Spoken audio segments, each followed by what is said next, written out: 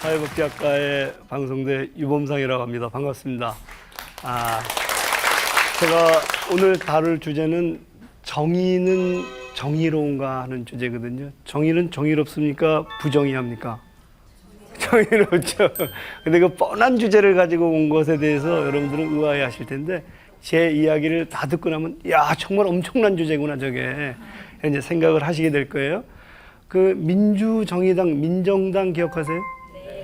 언제 이 정당이 만들어졌냐면은 1980년 광주 시민들이 군사후퇴 때 대해서 이제 이 저항들 하죠. 민주항쟁을 일으켰을 때 그걸 딛고 일어난 정권이 전두환 정권인데 그때 전두환 정권이 만든 정당이 민정당이에요. 민주정의당.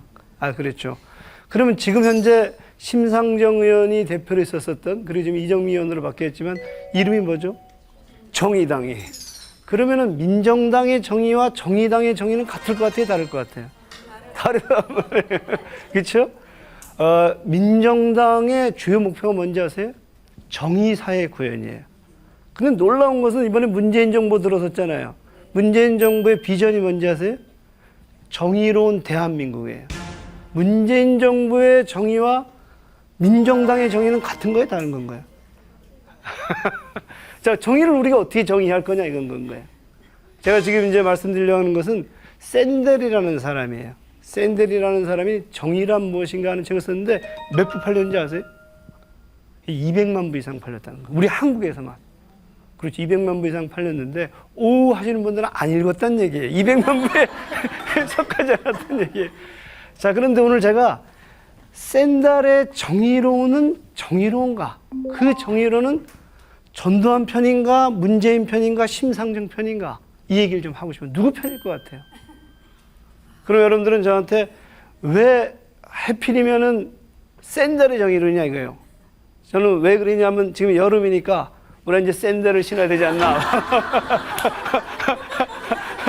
사실은 그것이 아니라 한국에서 가장 정의로운 할 때 우리가 떠올리는 이미지가 샌들이고 또 우리 방송대에서도 이제 샌들 강의가 있을 텐데 과연 우리가 그 정의를 어떻게 이해할 것인가 하는 하나의 문제 제기를 하기 위해서 이제 제가 제기를 했는데 정의로는 항상 현실에 개입하거든요. 현실의 부정의한, 부조리한 현상을 이제 변화시키려고 하는데 지금 현재 제가 부조리한 현상을 하나 말씀드릴 테니까 샌들은 거기에 어떻게 반응할까 이제 얘기를 좀 말씀드리려고 해요. 자, 지금 우리 아이들이 요새 꿈이 뭔지 아세요?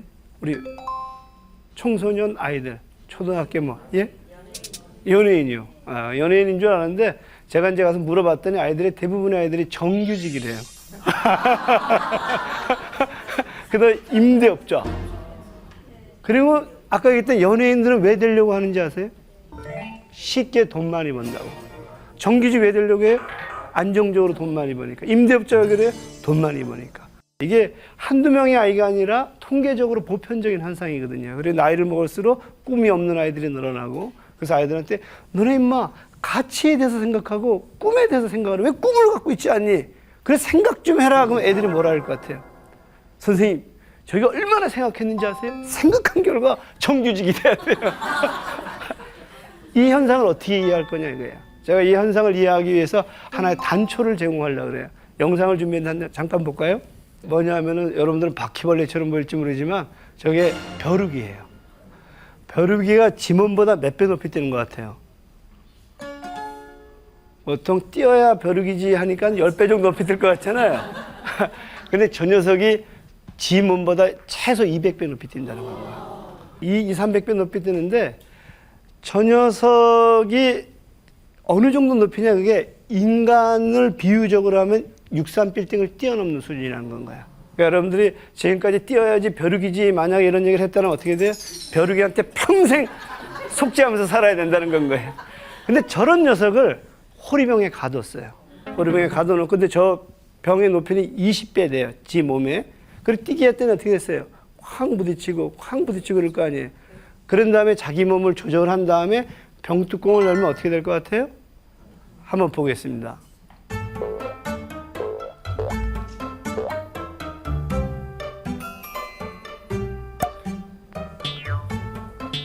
자, 어떻게 된다는 건가요? 지 몸을 어디다 맞춰요?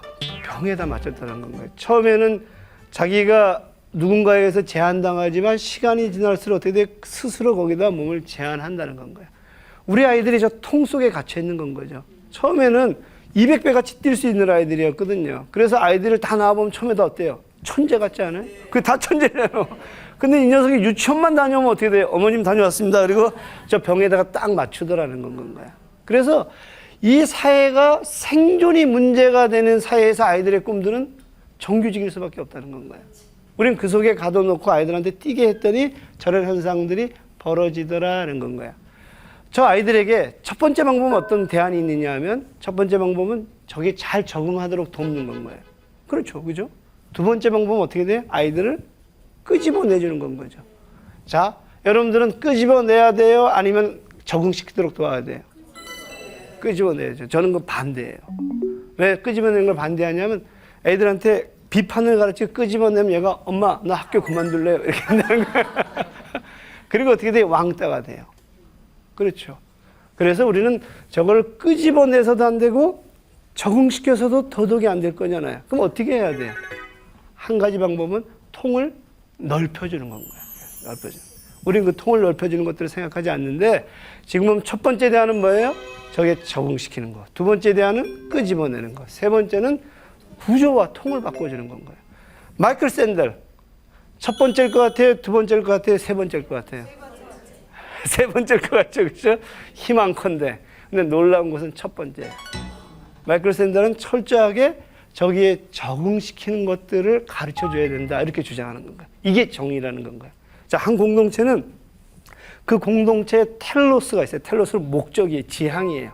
그 지향들이 있는데 그 지향들을 가르쳐서 이 아이가 거기에 문화라든가 간섭이라든가 그 속에서 그동안 내려온 어떤 역사라든가 이런 것들을 가르쳐서 그 아이가 거기에 잘 적응하도록 돕는 거. 이게 정의라는 건가요?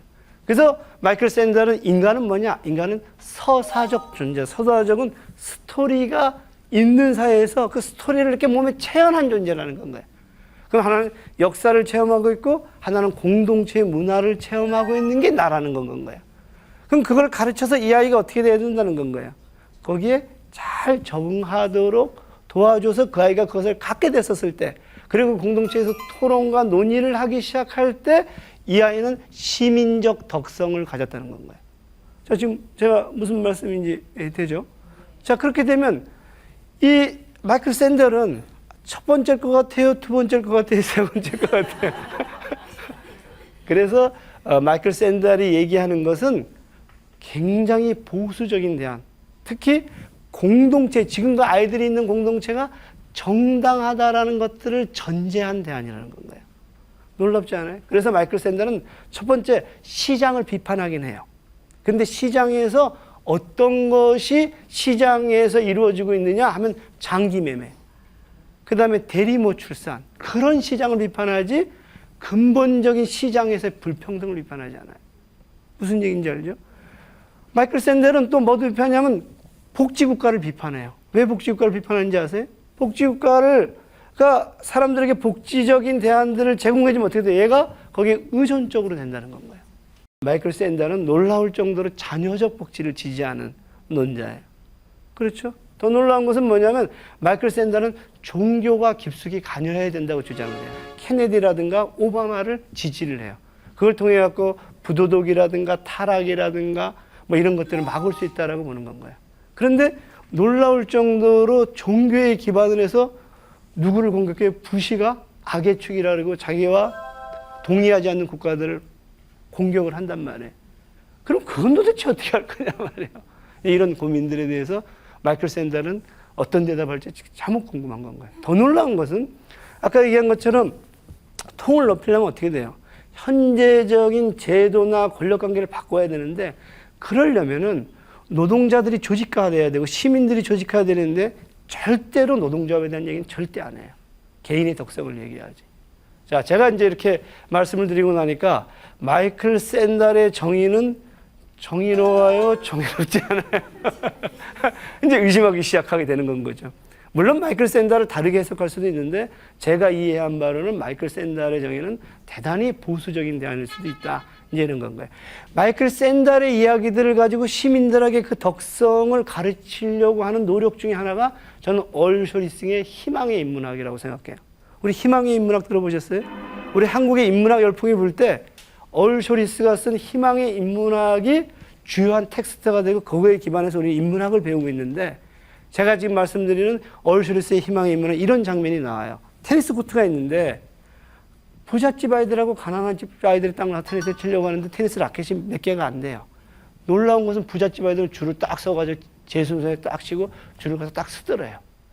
근데 빈곤층 아이들은 어때요? 와갖고 테니스 코트를 서로 와가지고 서로 치려고 막 아우성을 치더래요. 그래갖고 얼쇼리스가 가난한 집 아이들을 불러갖고 뭘 시켰어요? 인문학 교육을 시켰더니 가난한 집 아이들 그때 줄을 딱 서서 치더래. 그러면서 얼쇼리스는 뭐라 하냐면 이제야 이 아이들도 공동체에 참여하는 법을 배웠다. 부자들이 부자가 된 것은 정치 참여의 법을 배웠기 때문이다. 이제 이 아이들도 그런 것들을 배웠으니 인문학은 거기에 기여한 겁니다. 그래서 인문학은 전부 다 어떻게 노숙자 인문학, 뭐 빈곤층 인문학 이래갖고 그들한테 뭘 가르쳐 주는 건가요? 그 사회에 가치를 배우고 적응하는 걸 가르쳐 주더라는 건가요?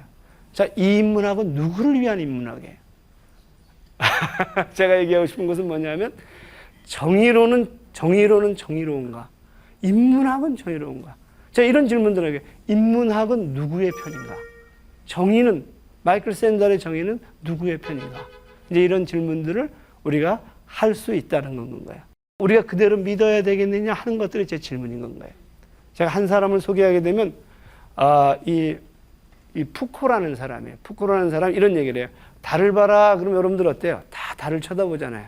그때 푸코는 달을 보지 말고 달을 보라는 놈을 봐라. 저 새끼 왜 달을 보라 그러지? 달을 보면 누구한테 이래야지? 저걸 통해서 저놈이 얻고자 하는 이득은 뭐지? 이걸 질문하라는 건가요? 마이클 샌델이 샌들 신고 탁 나타나갖고 여러분 샌들을 보지 말고 정의를 보십시오. 내가 이런 걸 보십시오. 이렇게 얘기했고 여러분들은 다 뭘 보는 건 거예요? 정의론을 막 받아서 학습하고 그래가지고 막 암기하고 너 샌들 책 읽어봤어? 정의론이 뭔지 알아? 이렇게 얘기해야 되느냐? 아니면 샌달의 정의론을 쫓아가면 저건 누구를 위한 건 거지? 저걸 통해서 저놈이 얻고자 하는 이득은 뭐지? 저걸 믿게 되면은 우리는 어떻게 되는 건 거지? 이제 이런 질문들을 우리가 한 번이라도 해봤느냐 하는 것들이 제 질문인 건 거예요. 자, 아까 얘기했지만 민주정의당에 있는 논자들은 지금도 여전히 자기네들이 믿었던 것을 정의라고 생각을 해요. 문재인 정부도 마찬가지인 건가요? 근데 우리는 한 번이라도 그것을 질문해 봤는가 이런 건가요? 그 질문들을 시민들이 비로소 해가기 시작할 때 정의는 누군가에 의해서 위로부터 던져지거나 교양으로서 얻어지는 것들이 아니라 우리가 근본적인 실천의 장에서 끊임없이 개입해야 될 무기가 되고 방향이 되고 철학이 되고 도구가 된다는 건가요? 그럼에도 불구하고 우리는 여전히 그 정의론을 정의라고 믿으면서 끊임없이 그 열풍들 속에서 내 몸을 맡길 것인가?